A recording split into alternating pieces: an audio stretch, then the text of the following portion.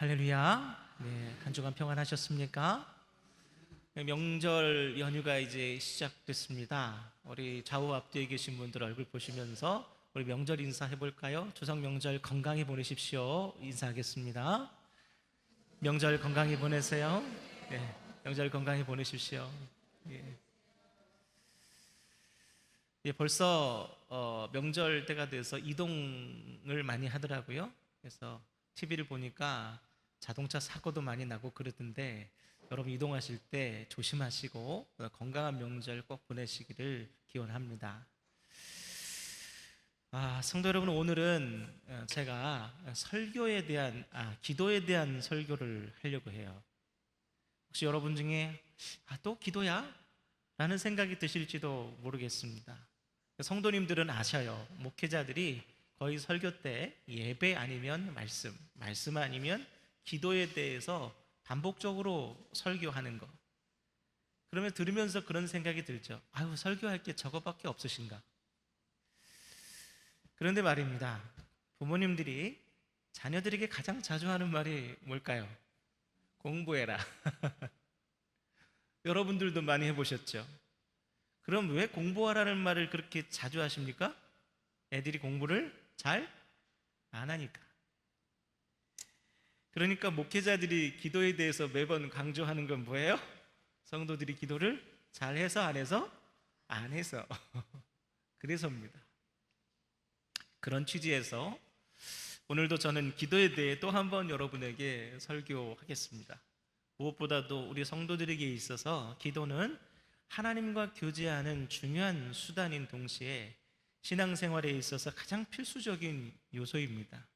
오죽하면 사도 바울이 기도는 뭐라고 했죠? 호흡이라고 했잖아요. 숨 안 쉬면 어떻게 돼요? 마동석이 그랬습니다. 숨 쉬어, 숨. 아무리 강조해도 소홀함이 없는 것이 바로 기도입니다. 그런데 성도 여러분, 기도 생활을 이렇게 열심히 하느냐 안 하느냐, 그것보다 더 중요한 것은 어떤 기도를 하느냐예요. 한국교회 성도들이 기도 생활에 대해서 지난 2020년 통계 보고서가 나온 바가 있는데, 여기에 따르면 한국교회 성도들이 기도 제목 중 가장 높은 비율을 차지한 것이 바로 가족 문제 40%, 그 다음으로 개인적인 문제 해결 30%, 또 경제적인 안정 20%, 영적 성장과 성화 5%, 그리고 국가와 사회 문제 5%. 자, 여러분, 이 통계는 많은 한국 기독교인들이 대부분 뭘 위해서 기도해요? 개인적인 필요를 기도의 주요 대상으로 삼고 있다는 것을 잘 보여줍니다. 이 통계를 좀 심각하게 우리가 분석을 하면 오늘날 많은 성도들의 기도 생활이 기복주의와 승리주의에 오염되어 있다는 현실을 깨닫게 하는. 기복주의가 뭡니까, 여러분? 하나님을 마치 우리의 소원을 들어주시는 분, 복 자판기처럼 여기는 것이 바로 기복주의. 뭐 주시옵소서, 뭐 주시옵소서, 뭐 주시옵소서. 또 뭐가 있지? 또한 승리주의는 신앙생활의 필수적인 과정인 고난과 시련은 꺼리고 오직 성공과 형통과 평안만을 구하는 사고방식을 바로 승리주의라고 합니다. 여러분, 이렇게 기도의 주된 목적이 복과 승리가 될 때 일어나는 두 가지 현상이 있어요. 첫째는 경제적으로 우리 삶이 안정되거나 순조로울 때는 하나님을 필요로 하지 않게 된다는. 실제로 많은 부유한 선진국들에서 교회들이 오늘도 문을 닫고 있습니다. 미국에서는 연간 7,500개의 교회들이 문을 닫습니다. 우리나라 또한 다르지 않아요. 둘째는 반대로 불행과 실패가 찾아올 때는 신앙의 회의를 느끼게 됩니다. 그토록 간절히 내가 기도했음에도 불구하고 왜 내 삶은 이러한가? 왜 기도하지 않는 저 불신자들보다 내가 더 어려운 삶을 사는가?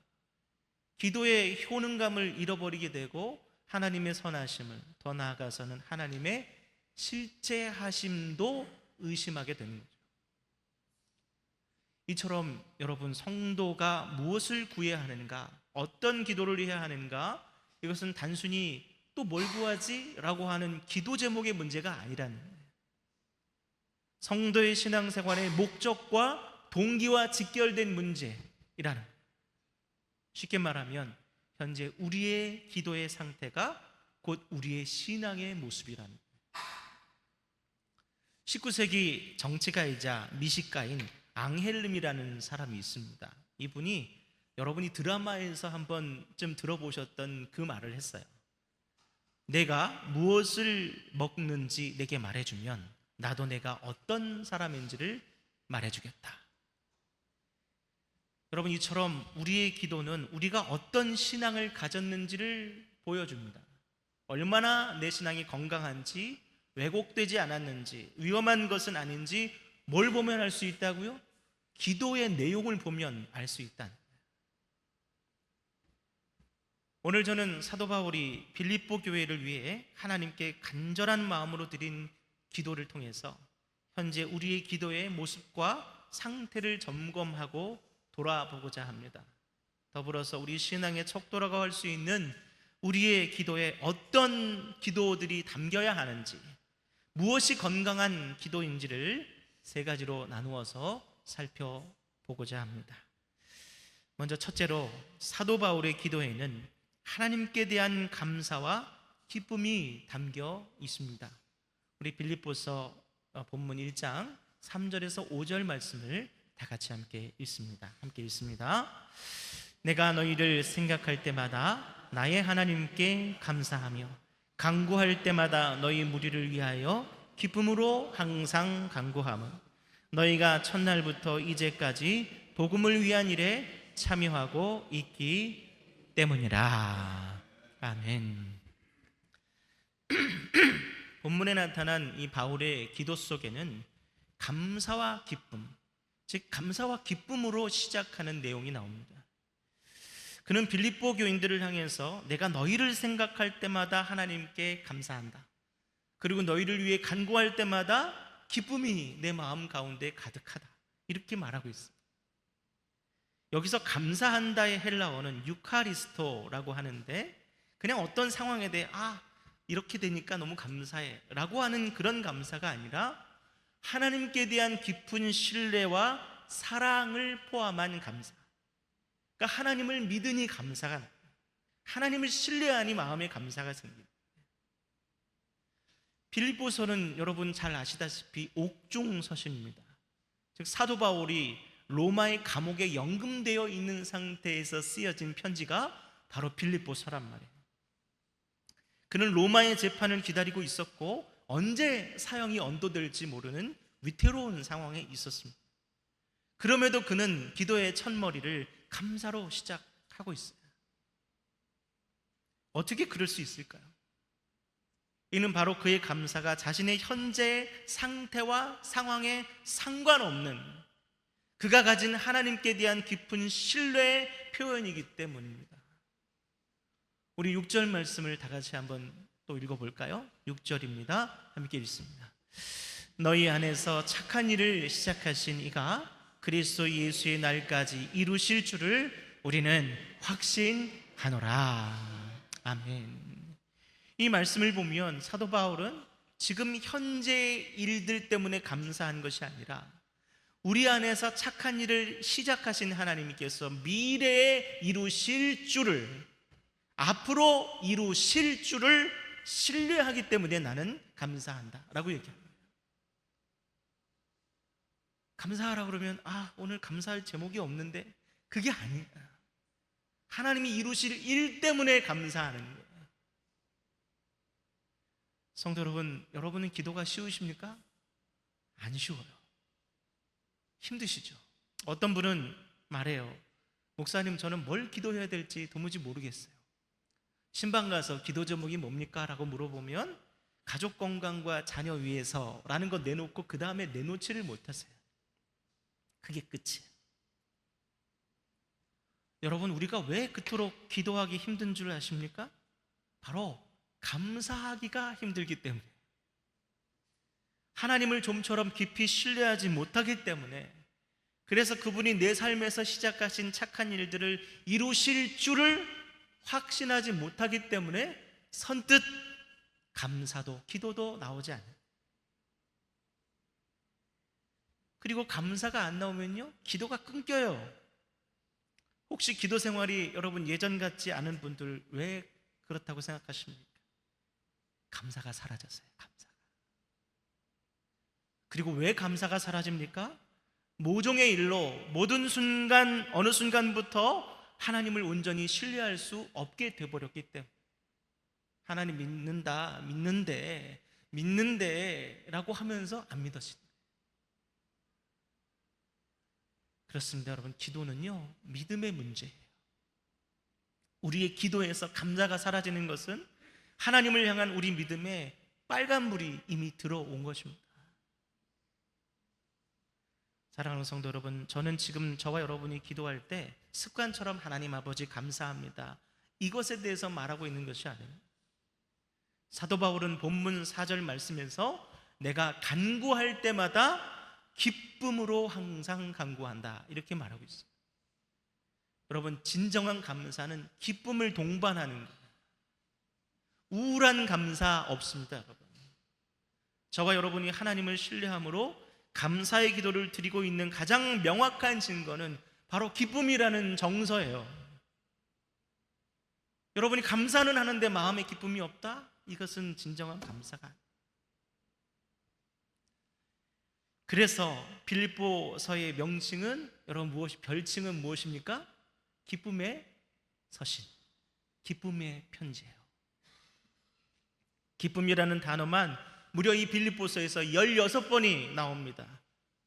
여러분, 사도 바울이 이 서신을 어디서 썼다고요? 감옥에서. 그것과 상관없이 착한 일을 반드시 이루실 하나님께 대한 깊은 신뢰로 사도 바울은 감사하고 있고 기뻐하고 있는 것입니다. 성도 여러분, 저와 여러분, 우리의 기도에 그와 같은 감사와 기쁨이 있습니까? 그 여부가 지금 저와 여러분의 상태를 말해준다는 것을 여러분 기억하시고, 하나님께 대한 온전한 신뢰를 회복하심으로 감사와 기쁨으로 기꺼이 기도의 자리에 달려가시는 저와 여러분 되기를 주님의 이름으로 축원합니다. 아멘. 둘째로, 사도 바울은 지식과 분별력으로 풍성한 사랑을 위해서 기도하고 있습니다. 우리 빌립보서 1장 9절에서 10절 말씀을 다 같이 함께 읽습니다. 9절 10절입니다. 내가 기도하노라, 너희 사랑을 지식과 모든 총명으로 점점 더 풍성하게 하사 너희로 지극히 선한 것을 분별하며 또 진실하여 허물없이 그리스도의 날까지 이르고. 아멘. 여러분, 우리 모든 성도들에게 한 가지 공통적으로 가장 바라는 것이 있다면 아마도 그것은 우리 교회와 성도들 간에 화목하고 사랑이 넘치는 것이 아닐까 합니다. 그렇지 않습니까? 그렇죠. 제가 이전에 다니던 교회는 오랜 분쟁이 있어서 그런지 새로운 담임 목사님께서 이런 인사를 자주 시키셨어요. 성도들에게 좌우를 보시고 우리 화목합시다. 하나님과 화목하고 지역사회와 화목하고 성도 간에 화목하자. 이거를 내내 예배 내내 인사하는 거예요. 사도 바울 또한 여러분 마찬가지였습니다. 특별히 이제 곧 죽음을 앞둔 사도 바울에게 자신이 평생을 애써서 섬겨왔던, 또 기도해왔던 교회와 성도들이 서로 뜨겁게 사랑했으면 좋겠다, 그것만큼 행복한 일이 없겠다, 마음의 소원을 품은 겁니다. 그런데 본문을 보면 사도 바울은 빌립보 교인의 사랑이 단순히 그냥 많아졌으면 좋겠다가 아니라 지식과 모든 총명으로 풍성해지기를 기도했습니다. 여러분, 이것은 무엇을 의미합니까? 그냥 사랑이 풍성한 것과 지식과 모든 총명으로 풍성해지는 것과 뭐가 다를까요? 여기서 지식으로 번역된 에피그노시스는 단순한 지식을 넘어서 하나님을 깊이 아는 지식을 말합니다. 그리고 또 하나 총명으로 번역된 아이스테시스는 도덕적이고 영적인 분별력을 말합니다. 성도 여러분, 사랑에는 여러 종류가 있어요. 그 중에 하나는 맹목의 사랑이 있습니다. 맹목이란 무엇입니까? 사리를 구별하지 못하는 것을 말하죠. 즉 사랑의 눈이 멀어서 사리를 구별하지 못하는 것이 바로 맹목의 사랑입니다. 얼마 전 발생한 일본도 살인사건 여러분 기억하시죠? 최근 인터넷 댓글에 이 살인사건 피의자를 옹호하는 댓글이 막 달리기 시작했어요. 그 내용을 보면 피의자는 공익을 위해서 그랬다, 대의를 위해서 정의로운 행동을 하다가 그만 실수했다, 이런 취지의 댓글이 계속해서 올라오는 거예요. 그 사람이 누군지를 알고 보니까 그 사람이 누구예요? 피의자의 아버지. 누가 자식을 저렇게 끔찍한 살인자로 만들었는지를 이해할 수 있는 대목입니다. 지식이 없고 분별력이 없는 맹목적인 사랑은 일그러진 사람을 만들어냅니다. 그와 같이 하나님을 깊이 아는 지식 없이 도덕적이고 영적인 분별력이 결핍한 맹목적인 사랑은 일그러진 성도를 만들어내는 것입니다. 어떤 분들은 이렇게 교회 내 목회자나 현재 교회의 여러 가지 문제점과 반성해야 될 부분들을 이렇게 누군가가 이렇게 지적을 하면 같은 편끼리 왜 그러냐고 막 화를 내시는 분들이 있어요. 우리 편끼리는 감싸줘야지. 무슨 잘못을 해도 어떤 문제점이 있어도 우리는 하나님의 교회니까 예수님의 한 몸이니까 잘 될 거야, 승리할 거야, 욕먹으면 안 돼. 여러분, 이게 바로 기독교 승리주의예요. 맹목적인 사랑이 괴물 같은 자식을 만드는 것처럼 지식과 총명이 없는 사랑은 괴물 같은 성도를 만들어내는 것입니다. 사랑하는 성도 여러분, 성 어거스틴은 말하기를 알면 믿게 되고 믿으면 더 알게 된다라고 말했습니다. 어떻다고요? 알면 믿게 되고 믿으면 더 알게 된다. 그처럼 온전한 성도가 되고자 하는 우리의 기도는 사랑을 구하되 하나님께 대한 지식과 영적인 분별력을 더불어 구해야 한다는 사실을 여러분 기억하시기 바랍니다. 그와 같이 지식과 총명이 넘치는 사랑이 여러분과 또 여러분의 공동체에 넘치시기를 주님의 이름으로 축원합니다. 아멘. 마지막으로 본문에 나타난 사도 바울의 기도는 우리 성도의 삶이 하나님의 영광과 찬송이 되기를 기도하고 있습니다. 자, 빌립보서 1장 11절 말씀을 다 같이 함께 읽어보겠습니다. 빌립보서 1장 11절입니다. 예수 그리스도로 말미암아 의의 열매가 가득하여 하나님의 영광과 찬송이 되기를 원하노라. 아멘. 본문에 나타난 바울의 기도의 마지막은 빌립보 교인들에게 의의 열매가 나타났으면 좋겠다. 그래서 그것을 통해서 하나님께서 영광과 찬송을 받으셨으면 좋겠다. 여기서 여러분, 의의 열매에 해당하는 원문의 뜻은 성도들의 삶 속에 나타나는 선한 행위와 믿음의 덕을 말합니다. 즉 바울은 성도들이 이 세상 가운데에서 그리스도 안에서 맺는 의의 열매, 즉 선한 행위와 믿음의 덕들이 가득해서 주변 사람들로부터 칭송을 받기를, 그리고 그것을 통해서 궁극적으로 하나님께 영광을 돌리게 되기를, 그것을 기도하고 있는 거예요. 여러분, 이게 전도고 이게 선교예요. 이것은 우리의 모든 기도의 궁극적인 목적이 바로 하나님께 영광을 돌리는 것임을 강조하는 것입니다. 여러분, 우리 기도의 목적은 뭐라고요? 하나님께 영광이에요. 제 지인 중 하나가 젊은 30대인데 얼마 전 편의점에 물건을 대주는 상하차 일을 시작했습니다. 내내 사무직 일만 하다가 그 일을 그만두고 갑자기 고된 일을 하다 보니까 온몸이 막 욱신욱신 쑤시고, 또 거친 바닥이라 사람들 말도 거칠고 태도가 거치니까 마음이 힘든 거예요. 적응하기가 힘든 거예요. 그러다 보니까 이 친구가 약간 냉랭한 친구였는데 새벽에 출근하면서 하나님 말씀 한 자락을 붙들지 않으면 출근을 못하는, 차 속에서 하나님 말씀에 갈급해서 하나님 말씀 들으면서 오늘 도와주세요. 잠깐 기도하지 않으면 하루를 제대로 버텨낼 수가 없는 거예요. 그래서 아침에 출근하는 그 출근 시간이 부흥의 시간이 되는 거예요. 저 또한 요즘 이 친구를 위해서 새벽마다 간절히 기도하는데, 얼마 전 아침에 출근할 때 들으라고 찬양 하나를 소개를 해줬습니다. 하루의 은혜라는 찬양이에요. 그 가사 중에 이런 부분이 있습니다. 한번 보시겠습니다. 하루의 은혜가 내 삶에 임하여 문제가 기도가 되고 아픔이 자랑되어 하나님의 사랑 드러나게 하소서. 나를 구원하신 그 사랑. 이 찬양을 틀어놓고 아침마다 출근을 한대요. 그러면서 목사님 너무 위로가 돼요. 사랑하는 성도 여러분, 비록 우리의 하루 삶이 고단하고 때로는 버티기 힘들 만큼 괴롭지만 오늘도 베푸시는 하나님의 은혜 속에 닥쳐오는 문제들을 기도로서, 쓰라린 상처는 찬송으로서 하나님의 사랑을 세상 가운데 드러내는 삶을 사는 것, 그것이 바로 사도 바울이 말한 의의 열매를 통한 하나님께 영광을 돌리는 성도의 삶의 모습인 것을 기억하시기 바랍니다. 이 한 주간 하루를 시작하실 때 오늘 하루 나의 삶이 하나님께 찬송이 되고 영광이 되게 하소서, 그렇게 기도하시며 주시는 하루의 은혜를 충만하게 누리시는 저와 여러분들 다 되시기를 주님의 이름으로 간절히 축원합니다. 기도하겠습니다.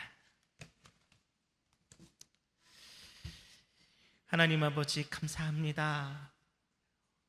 오늘도 하나님께서 우리 모든 삶의 은혜를 베푸시며 우리의 삶을 선하게 인도하시고 이끄심을 믿습니다. 그 하나님에 대한 깊은 신뢰와 확신 속에 감사와 기쁨으로 기도합니다. 또 우리의 인생을 충만하게 채우시는 하나님의 은혜에 대해 하나님 감사하며 서로 사랑하기를, 맹목으로 살아가는 것이 아니라 지식과 총명에 근거한 서로를 향한 온전한 사랑으로 하나 되기를 원합니다. 그와 같이 하나님 이와 같은 온전한 기도를 통하여서 주님께서 기뻐하시는 온전한 사람으로 날마다 새로워지기를 소원하는 우리 모든 성도들을 주님께서 붙들어 주시고 인도하여 주시옵소서. 하루를 시작할 때 주님께서 베푸시는 은혜를 붙들고 믿고 확신함으로 하나님 충만함 가운데 살아가는 우리 모두가 될 수 있도록 인도하여 주시옵소서. 특별히 하나님 추석 명절 연휴 기간 이동하는 모든 성도들의 그 걸음을 주님께서 인도하여 주셔서 머리털 하나 상하지 아니하고 무사히 오갈 수 있도록 주님께서 붙들어 주시옵소서. 예수님의 이름으로 기도드립니다. 아멘.